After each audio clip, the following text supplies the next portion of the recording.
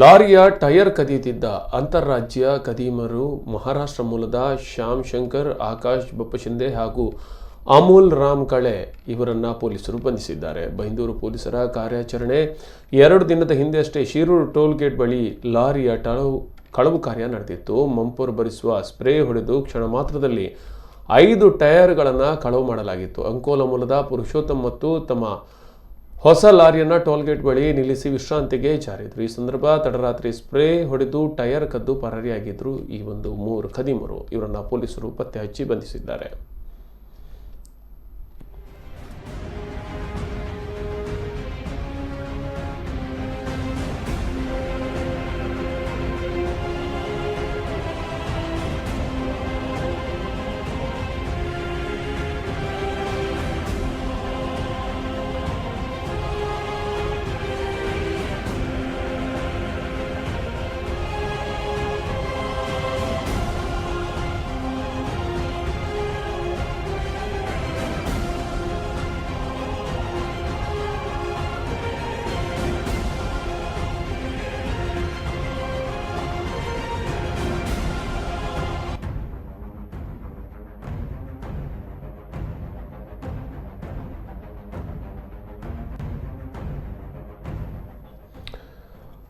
ಕಳ್ಳರು ಕಳ್ಳತನ ಮಾಡೋದಕ್ಕೆ ಒಂದಲ್ಲ ಒಂದು ಐಡಿಯಾವನ್ನು ಹುಡುಕ್ತಾನೆ ಇರ್ತಾರೆ.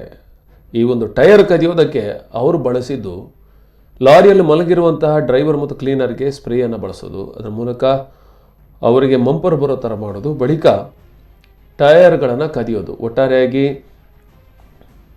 ಬೈಂದೂರು ತಾಲೂಕಿನ ಒತ್ತಿನೆಣೆ ರಾಷ್ಟ್ರೀಯ ಹೆದ್ದಾರಿ 66 ಬಳಿ ಈ ಆರೋಪಿಗಳನ್ನು ಬಂಧಿಸಲಾಗಿದೆ. ಕಾರಣ ಶಿರೂರು ಟೋಲ್ಗೇಟ್ ಬಳಿ ಈ ಲಾರಿಯ ಟೈರ್ ಕಳ್ಳತನ ಮಾಡಲಾಗಿತ್ತು. ಇದರ ಜಾಡನ್ನು ಪತ್ತೆ ಹಚ್ಚಿದ ಪೊಲೀಸರು ಕದೀಮರನ್ನು ಒತ್ತಿನೆಣೆಯ ಸಮೀಪ ಬಂಧಿಸಿದ್ದಾರೆ. ಸುಮಾರು 1,85,000 ಮೌಲ್ಯದ 5 ಟೈರ್ಗಳು ಹಾಗೂ ಕೃತ್ಯಕ್ಕೆ ಬಳಸಿದ ಲೈಲ್ಯಾಂಡ್ ಲಾರಿಯನ್ನು ಪೊಲೀಸರು ವಶಕ್ಕೆ ಪಡೆದಿದ್ದಾರೆ.